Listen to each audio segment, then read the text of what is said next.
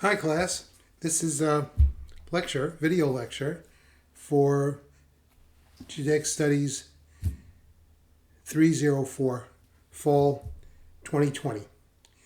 I sent you notes for this week, and I saw it's about 26 pages, 27 pages of notes. And I said to myself, look, this is a new topic for most of you, I think. And I really should do a video lecture so you could better understand the notes. You could have some background as to what's going on. And if I find some videos, movies, things like that, I'll also send you the links to them. But in the meantime, please view these lecture notes, this video that I'm sending you. I think it's very, very important to understand the rest of the semester. And I want to say the first part of the semester, we got into quite a bit of Jewish history, not only American Jewish history, but world Jewish history. And you'll see that's going to help you a lot in understanding this section on modern Israeli society. So, where do we start?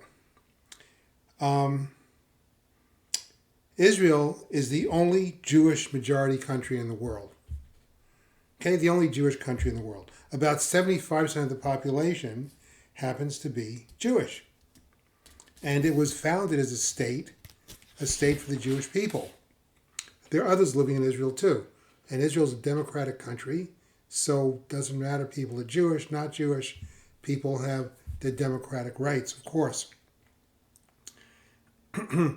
Now, Israel has about 9 million people, but it plays a central role in world affairs. It's always in the news. There's always things going on there. And part of the reason for this is that Israel, it's central to Judaism and Christianity as the Holy Land of the Bible. It's central, it's sacred to both Jews and Christians. Because this is where the development of these religions took place thousands of years ago. This is the place of ancient Israel. There was the first temple and the second temple. This is the place where Jesus lived and had his mission in the world. There's also a site that's sacred to Islam in Jerusalem, to the Islamic religion, although this doesn't play such a central role in the Islamic religion. Israel is the only country in history that was reestablished after most of its people were either exiled or were under foreign domination for close to 2,000 years. Israel also has the largest Jewish population of any country in the world.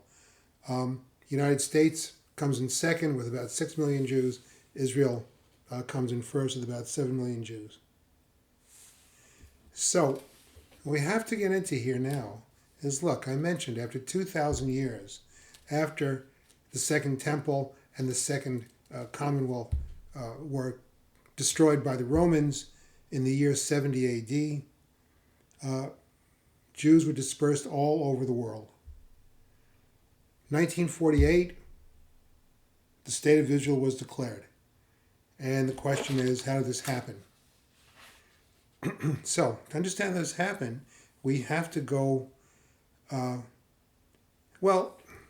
we have to go back pretty far. On the one hand, we have to say the land of Israel is always central to the Jewish people. It was central in their religious worship. It was central to their ethnicity, to the whole system of beliefs, as what they would call the promised land for the Jewish people. You have this all this in the Bible.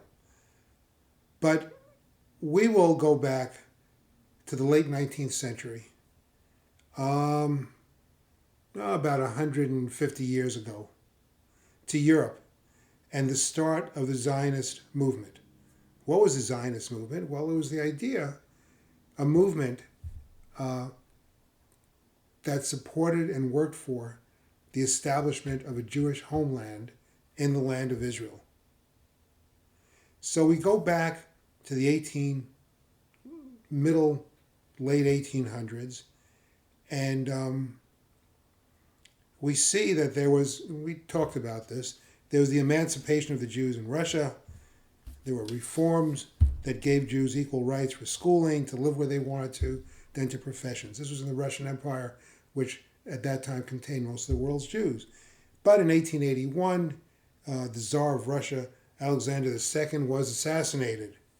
And one of the assassins happened to be Jewish. So, this led to laws, sort of like what we had in the South, in the United States, where we had many of the southern states 100 years ago, actually less than 100 years ago too, the Jim Crow laws, where there was, laws restricting the freedom and the equality of blacks. Well, in Russia, there were laws passed in 1881 called the May Laws, because they were passed in the month of May in 1881, and this put the Jews back to where they were before the reforms. This led to pogroms. And pogroms, these were violent riots against Jewish communities in Russia. And communities would be attacked, burnt down, and Jews would be killed, Jews would be raped. Who was behind these pogroms, these riots? The Tsarist police. They instigated the riots. Probably the people doing the riots were just common people who were misled and believed the anti-Jewish propaganda of the Tsarist police, who were acting at the wishes of the Tsar. So times got bad for the 3.2 million Jews of the Russian Empire. Persecutions were mounting. So what could they do? Well, many of the Jews in Russia chose emigration. Mostly went to America. Okay? They had millions coming to America. Actually, over 2 million came to America. Some chose assimilation. To assimilate into Russian society didn't mean they became Russian Christian Orthodox, but they assimilated to the political movements. They became revolutionaries against the Tsarist Empire. And many just stayed in their communities and continued with their traditional way of Jewish life. However, there was a fourth choice. And here's what we're interested in. Fourth choice was Zionism. And this was something pretty new in Jewish history. The Zionist view, the Zionists, remember they wanted to establish a Jewish homeland in Israel, or should I say reestablish a Jewish homeland in Israel. They were pretty pessimistic about the future of the Jews in Europe. They felt that there'll never be equality, there'll always be persecution, the Jews will always be hated until they went to live in their own country. The only solution was to go back to the land of Israel and establish a country of their own. So, how did the Jews get this idea of Zionism, the Zionist idea?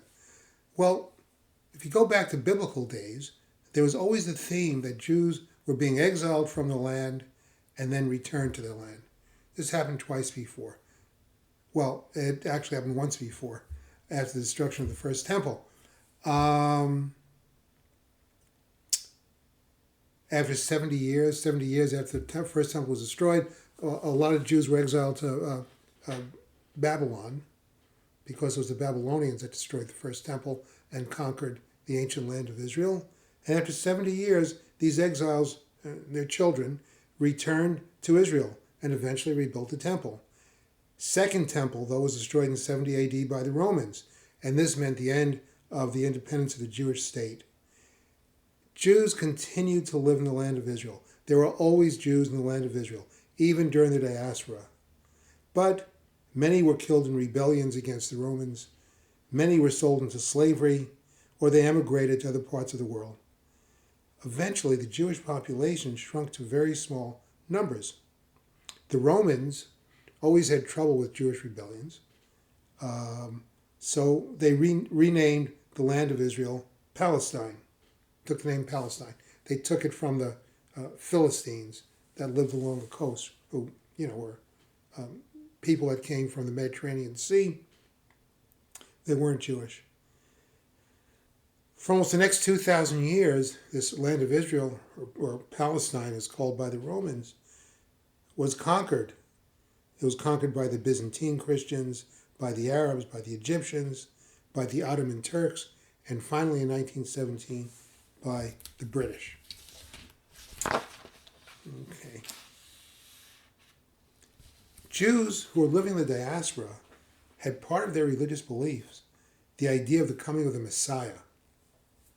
And the Messiah would bring in what was called the Messianic Age.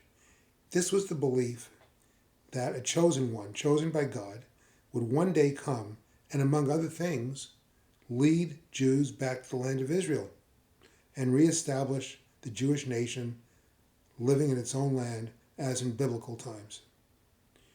Now, what was central to this belief was the idea that the reason why Jews were exiled from their land in the first place is because of their sins. Mainly, they didn't follow God's laws the way they should, and only God could decide to return them to their land. Only God could forgive sins, and only God could, as I said, return the Jews to their land. So, for almost 2,000 years, Jewish people felt, well, if we tried to return to the land on our own, in other words, to reestablish a Jewish state, it would be a sin, and it would be doomed to failure. Well, of course, because the belief was, God exiled us because of our sins. At some point, he'll send a Messiah, he'll forgive us, he'll bring us back to our land. That's okay. But for us to try it on our own, it's going against God's will. But then, of course, in Europe, there was the Enlightenment, the Jewish Enlightenment also. And many of the Jews, including some religious ones, took a more secular view of the situation. They believed, look, people get exiled from their land, they lose wars, whatever. It doesn't necessarily have to be because God wills it. These are natural events that happen in human history. So, if these are natural events that could happen in human history, people being exiled from their land, then it follows that through human activity, people could decide to come back to their land and reestablish their countries. Some of the religious Jews, by the way, believe that, well, Jews had to and actually were required by God to make the first move. And then God would take care of the rest. Sort of like, the idea heaven helps those who help themselves. So, as I mentioned before, there were Jews living in the land of Israel. Throughout the diaspora, there were some Jews living there. Most of them lived in the holy cities. Most of them were scholars. They were mystics. They studied the Bible. And the problem was they couldn't be self-sufficient. They weren't doing productive work. They couldn't own land or anything. They were under Muslim control. Muslim control wasn't all that bad. Jews were tolerated. But of course, Jews, along with Christians under Muslim control, had a special status called people of the book, which meant they were restricted. They were second-class citizens, so to speak. So in the middle of the 1880s, there was some kind of move. The Jews felt they should go out, leave the walled cities, let's say the confines of Jerusalem, where a lot of them lived, and to go out and do some productive work. Then later on, in the especially starting in the 1870s, there were small groups of Russian Jews, mostly young people. They started a movement to return to the land of Israel. Little groups all over Russia. And these were called the Lovers of Zion. In Hebrew, the Chovevei Zion. This is all in the notes, by the way. So these groups were young people. They had a very romantic idea about the land of Israel. They looked upon, it's going to be, a pastoral country. We're going to go back to farming. We're going to go back to agriculture. We'll farm the land, reclaim the land, and we're going to revive the Hebrew language. which hasn't been used as a spoken language for 2,000 years. It was just used as a sacred language in prayers, Bible study. And they believed that by living in the land of Israel, they would create a new person. What kind of new person? That they would create a new Jew, a new person, the opposite in character from the diaspora Jew. So, remember, the diaspora Jew was oppressed and persecuted, limited to working in certain endeavors like, money lending or things like that. They were, impoverished, lived in miserable conditions. So this new person would be a physically strong person, able to defend themselves, and competent in working the land as farmers. Because don't forget, it was difficult for Jews to defend themselves in the diaspora. They didn't have an army, they didn't have a country. So this was hoped to be a new thing, the new Jew, strong Jew, able to defend his or herself. So this movement sent small groups of young people to settle on the land. Palestine at that time was controlled by the Ottoman Turks. It was the Ottoman Empire, vast empire stretching across the Middle East. And of course the Ottoman Turks were Muslims, and they controlled this part of the world, the Ottoman Empire. Ottoman Turks, they pretty much welcomed the Jews to come in there. They had no problem with that. So you could come in, you could buy land, and it would add to the prosperity of the Ottoman Empire. Many of these settlers, by the way, they formed communes where everything was shared equally. Many of them were socialists because, in Russia at that time there was a lot of socialist movements, revolutionary movements. So most of them had a socialist view about things. Socialism, social justice, social equality, all these things. But under the Ottomans, things weren't moving along too much for this movement to reestablish the land of Israel. Things were going very, very slowly. What was needed was for these Zionists to find a power, a world power, right? That would be able to help to support the Zionist goals. And a leader for this movement did appear. A man named Theodor Herzl. Theodor Herzl. Okay. Theodor Herzl was kind of like the George Washington, Thomas Jefferson, Benjamin Franklin of Israel. In our country, the United States, Washington, Jefferson, Franklin, they're considered to be the founding fathers of the United States. They were the founders of the United States. Herzl was considered to be a main founding father of the Zionist movement, which eventually would result in the establishment of an independent state of Israel in 1948. Well, it seems that almost every town in Connecticut, for example, has a Washington Avenue. I'm familiar with Hamden and North Haven, Washington Avenue. But every town has a Washington Avenue. If you go to Israel, you'll notice every town and city seems to have a Herzl Street. So that's how important this person was. But Herzl was a very unlikely individual to fulfill this role. First of all, he was born into an assimilated Jewish family in the Austro-Hungarian Empire in 1860. The family was assimilated. I mean, they kind of knew they were Jewish, but really didn't practice anything, didn't identify with being Jewish. Herzl wasn't religious, and he didn't have any particular connection to the Jewish people. His profession was that of a playwright and a journalist. Okay? And he believed that it'll be possible for Jews to assimilate into European culture, eventually lose their Jewishness, and become fully part of the nations in which they live. So he felt, Jews they'll be able to assimilate into whatever countries they lived in Europe, and at some point they'll cease being Jews, and that's fine. There'll be Austrians, Germans, British, French, Russians, whatever. Then all of this changed. Remember I mentioned he was a journalist.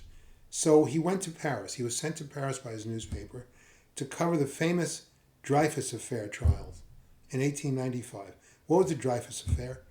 Alfred Dreyfus was a Jewish officer in the French army, and he was accused, tried, and convicted of passing on military secrets to Germany. It was later determined that Dreyfus had been framed. He was set up. He was framed. He didn't do this. The accusations were totally untrue. He later regained his commission, and he served against the Germans in World War I. He was framed because he was Jewish, because of anti-Semitism in France. After he was convicted, he had to go what people in the military call a degradation ceremony. He was drummed out into a courtyard. They took his sword, broke his sword. They took his military ribbons, ripped them off his uniform, and he was degraded. Herzl, as a journalist, witnessed all of this while reporting the story, and he was shocked that many in the French crowds present, there were big crowds watching this, they were shouting, "Death to the Jews! Death to the Jews!" And France was a progressive, advanced country, right? Gave full rights to all its citizens. The Jews had full rights in France. And this made Herzl change his view that the Jews would be eventually accepted into European society as equals. He saw the light as he saw it. He said, nope, Jews will never be accepted into European society as equals. It's not going to happen. So then he devoted all of his efforts to the Zionist movement. And he believed that Jews could only find safety and equality in a land of their own. So he organized a series of meetings where he invited delegates, Jewish delegates from all over the world, also non-Jewish delegates. There were Christian Zionists. We'll get into that a little bit later. And he had these big congresses, these big meetings, invited people from all over the world. And at one of these meetings in 1897 in Basel, Switzerland, he said, one of the famous quotes attributed to him, "If the Zionists will a state, it will be no dream, and it would be reality in 50 years. He said, there will be a state in 50 years. If we have the willpower, there will be a state in 50 years. Well, it's pretty amazing. Said this in 1897. In exactly 50 years, the United Nations agreed to the establishment of a Jewish state in Palestine, which came about in May of 1948. Now,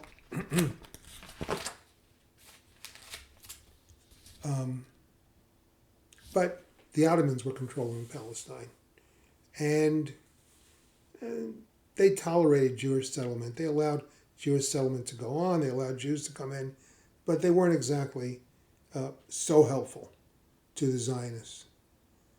And then World War I broke out, and that changed the picture. You had the British and the French and the Russians, and then eventually Americans, the United States, on one side, these are the Allied powers, fought a war against the Germans, the Austro-Hungarian Empire, and the Ottoman Empire on the other side. These were called the Central Powers. Now, the British had a strategy. Their war strategy, their military strategy, was to penetrate into the Middle East by defeating the Ottomans. Palestine was an important piece of land for this strategy to work. Why was it important? If you look on a map, you could see it's near the Suez Canal. Very, very important to the British, always was. At that time, because it was the route to the British colonial empire in India. Now, but even more important, perhaps, was the role of the Christian Zionists. Remember I mentioned a minute or two back the role of the Christian Zionists. It seems that in Britain, there were Christian Zionists. Many of the British upper classes were Philo-Semites, not anti-Semites, but Philo-Semites. They actually liked the Jewish people. They weren't Jewish, they were Christian, but they liked the Jewish people.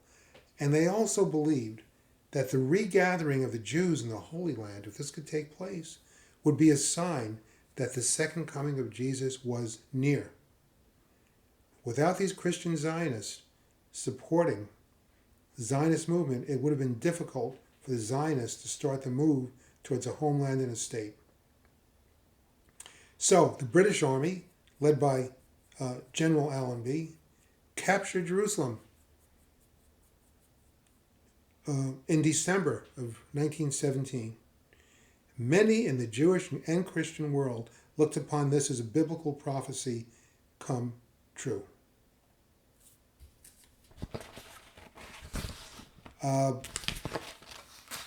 Little anecdote about this.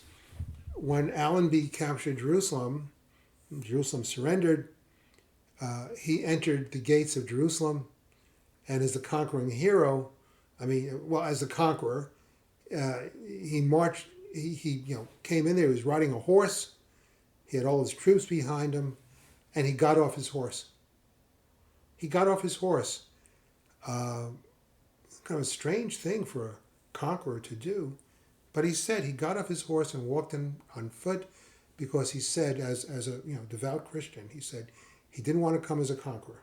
He wanted to come more as a pilgrim. Okay, he wanted to come as a pilgrim. So the British conquered Palestine, land of Israel. And this led to a document called the Balfour Declaration. Balfour was the foreign minister of Britain, and he was a Christian Zionist, a devout Christian. And the Balfour Declaration was a letter, and it stated that His Majesty's government viewed with favor the establishment of a Jewish homeland in Palestine after the end of the war.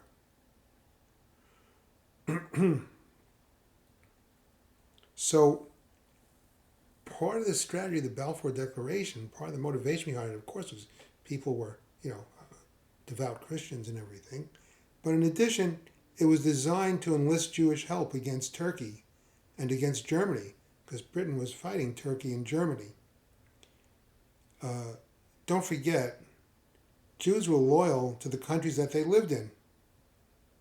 French Jews were loyal to France, British Jews to Britain, German Jews to Germany, Hungarian Jews to Hungary, on and on and on. The First World War, Jews were killing each other on the battlefield. They were killing each other because they were loyal to the countries they lived in.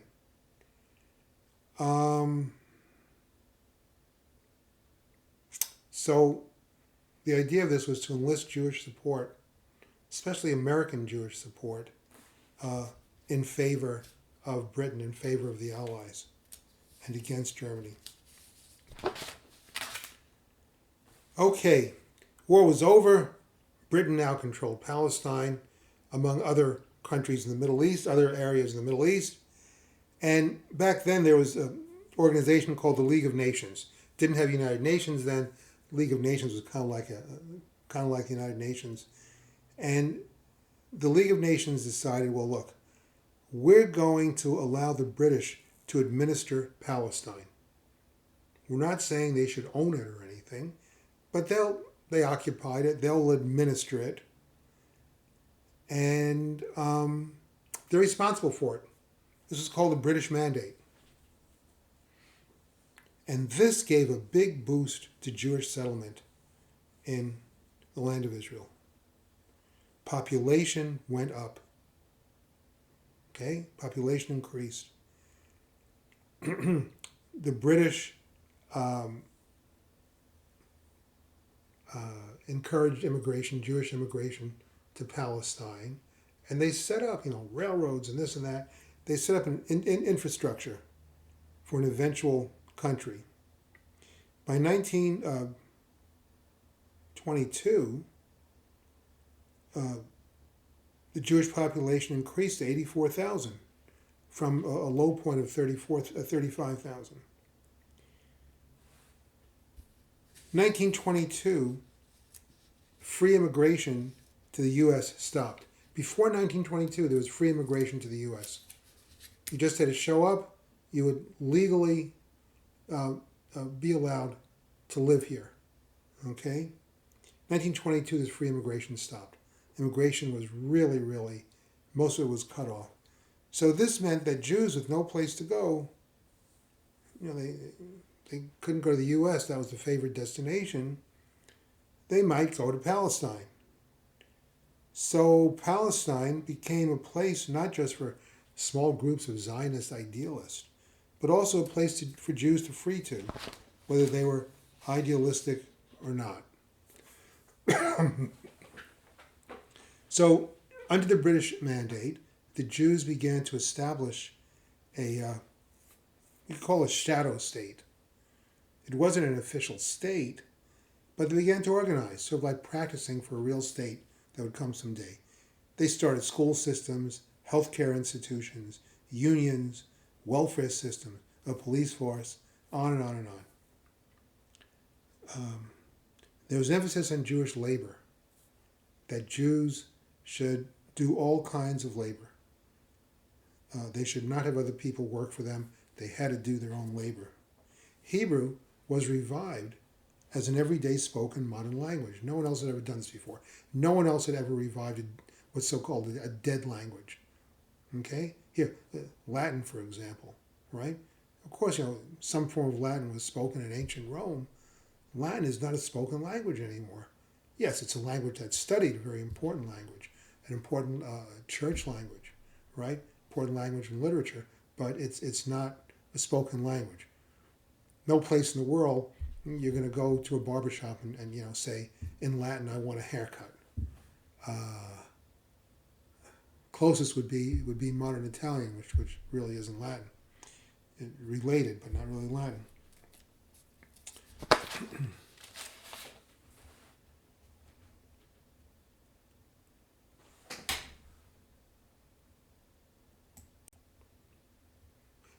Now, seems like up to this point, I'm just talking about the Jews, the Zionists that came into Palestine, the land of Israel, as if there was nobody there. But there were people there. There were the local Arabs living in Palestine. And I'll get into this topic.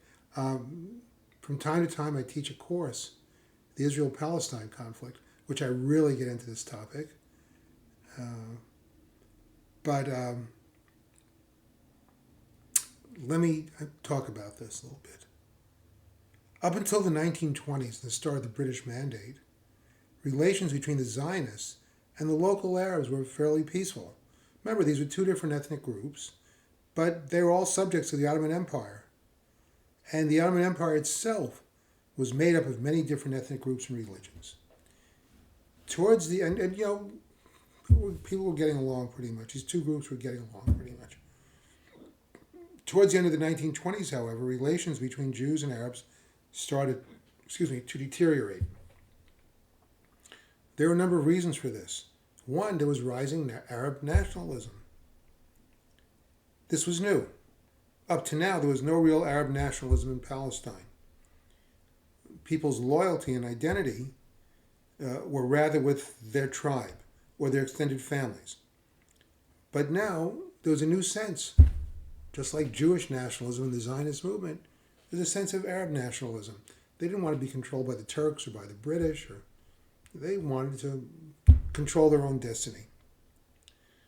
So there was a rise of Arab nationalism. And then the Arabs living in Palestine had a fear that they were going to be overwhelmed by increasing numbers of new Jewish immigrants. That they were worried that soon they would become a minority in the country that they lived in. And they looked upon the Jews, well, mostly Europeans. At that time, they're mostly Europeans. European Jews coming in. And they said, well, look, these people come with a European culture. It's different than our culture. And they have different cultural beliefs than we do, different values than we do. And they will destroy our traditional culture. A lot of them are socialists. A lot of them are secular, not religious. And we don't want this to take over our country. We have our own culture, our own beliefs, our own ideas. Now,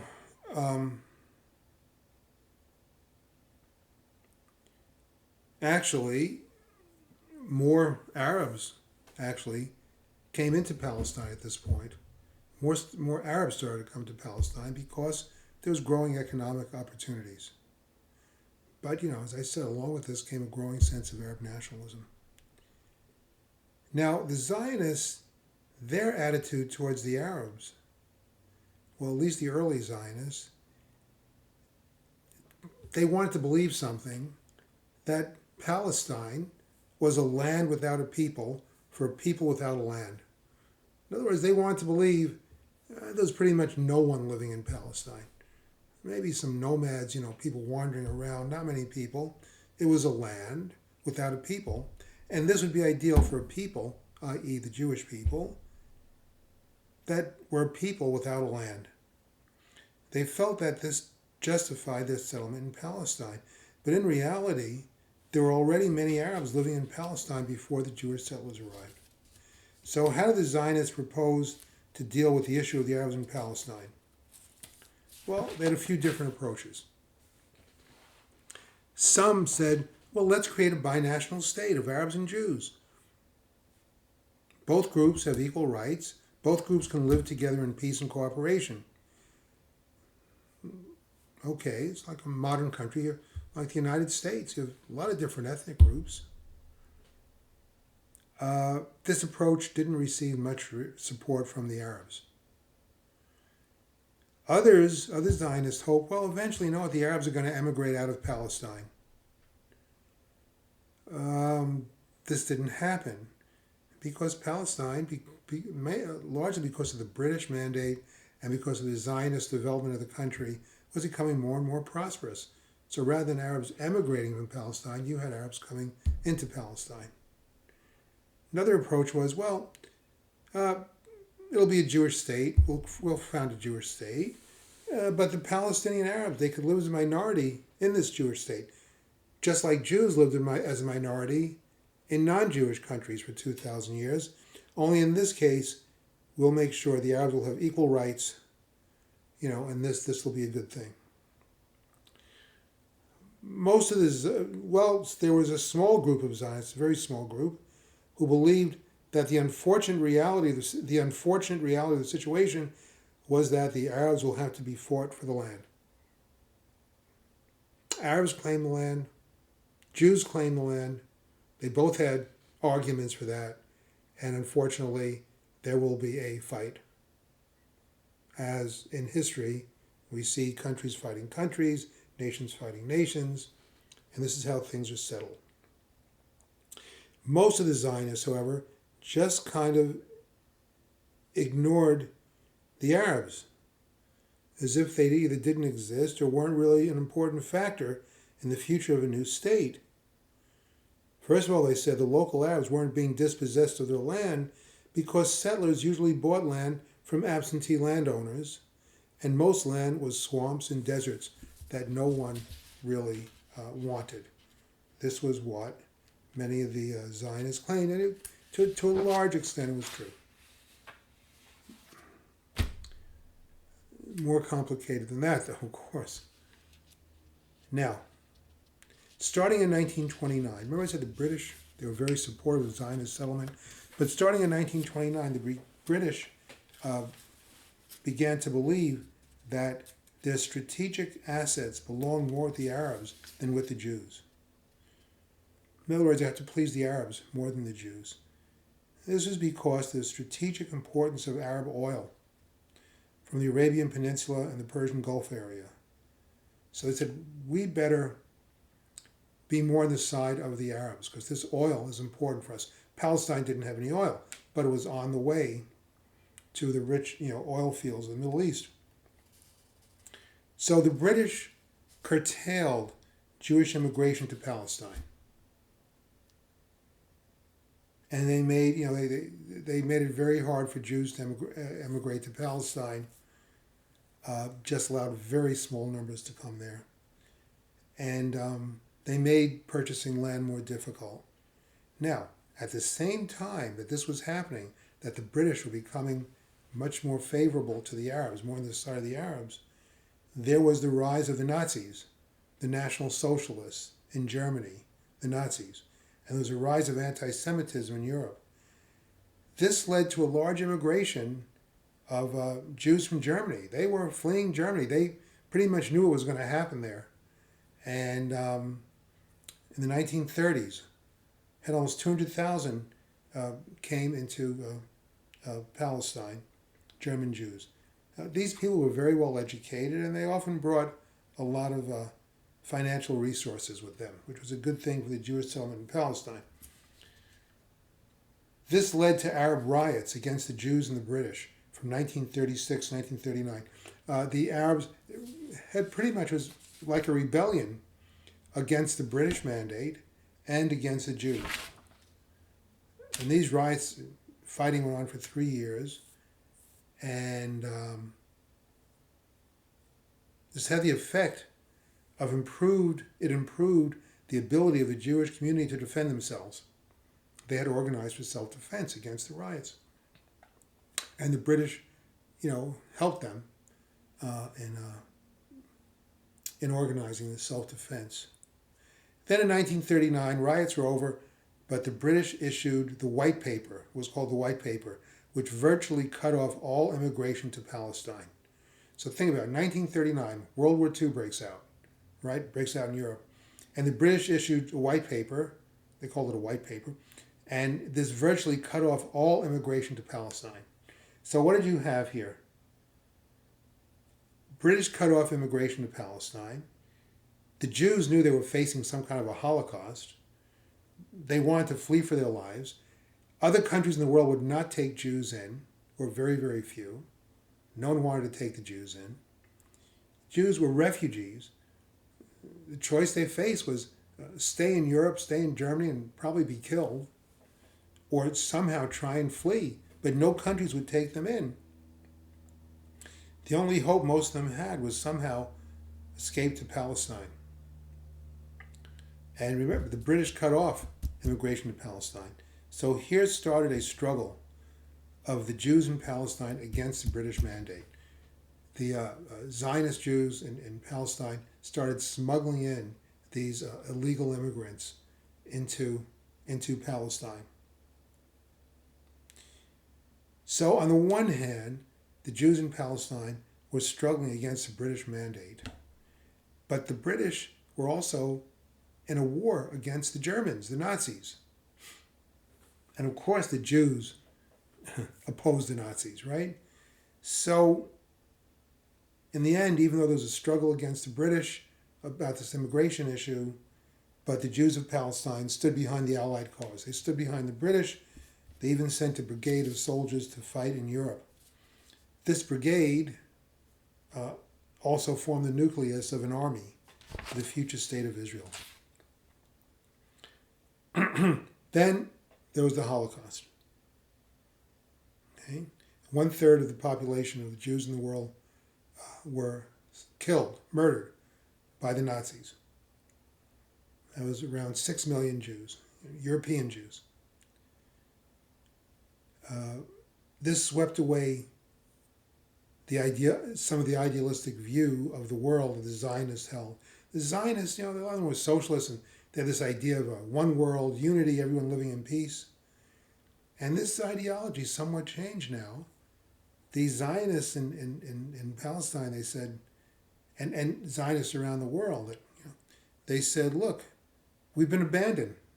We stand alone. 6 million Jews killed. No one lifted a finger to help us.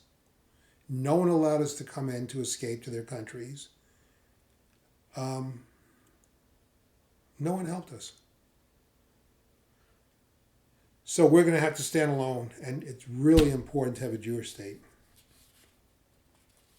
By 1947, the British wanted, this is after World War II now, World War II ended in 1945. By 1947, the British wanted out of Palestine. It was becoming too costly to keep troops there and to put down the fighting between local Jews and local Arabs. So British wanted out. This was a liability to them. We're fed up of trying to, control Palestine. Too much chaos going on there. So the United Nations voted on a petition plan.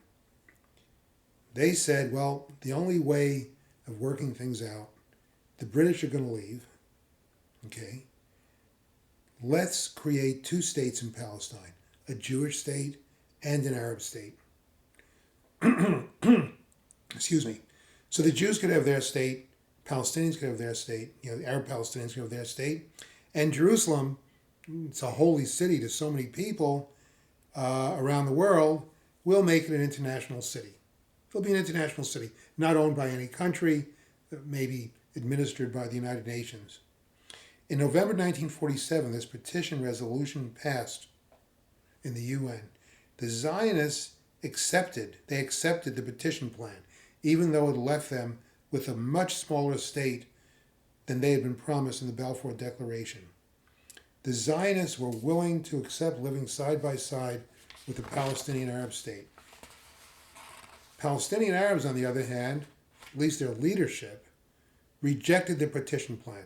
And their argument was that all of Palestine should be under Arab control, and there should not be a Jewish state at all. It shouldn't exist.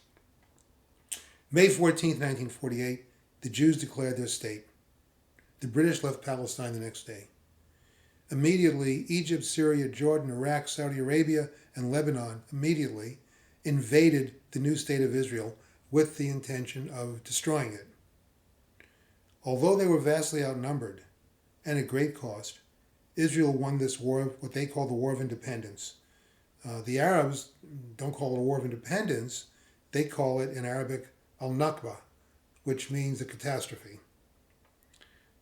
And Israel won this War of Independence, the new Jewish state of Israel, and they even expanded their borders somewhat. By the end of 1949, a ceasefire was declared in this war. Now, for the first time in 2,000 years, there was an independent Jewish state in the land of Israel. There were about 700,000 Jewish citizens of this new state, and also about 100,000 Arab citizens who were left in this new Jewish state. They received citizenship in the new states. Many of the Arabs who lived in Palestine before the fighting started had left. About 750,000 Palestinian Arabs left Palestine.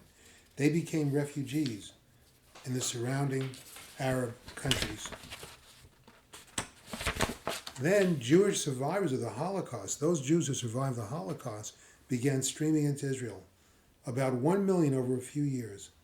Also, because of rising persecution in the Arab countries, Jews living there had to flee, and about 750,000, about the same number of Palestinian refugees who left Israel, about the same number of Jews who were forced out of Arab lands came to Israel. And of course, these Jews came to Israel also as refugees.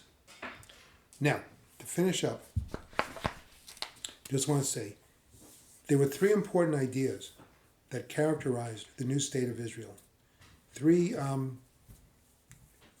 basic part of the worldview, the ethos of this new state of Israel. Very important ideas in the new state of Israel.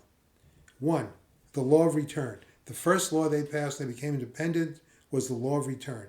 It stated that any Jew in the world had the right to immigrate to Israel and would be granted full citizenship upon arrival.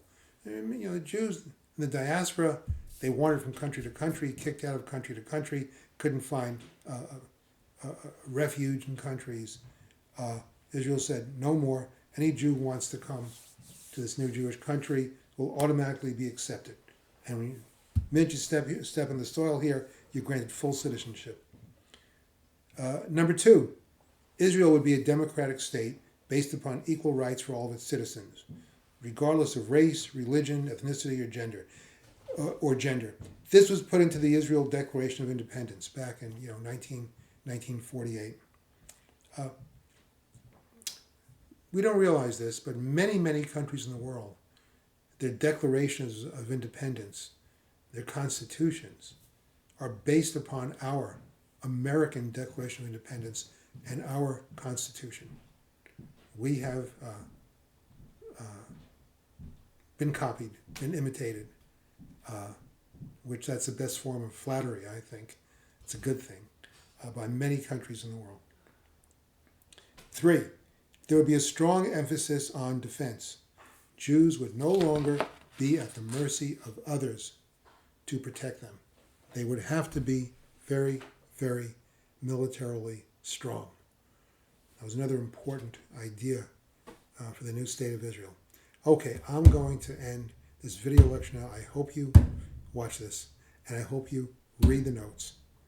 Okay? Any questions, anything, always feel free to contact me.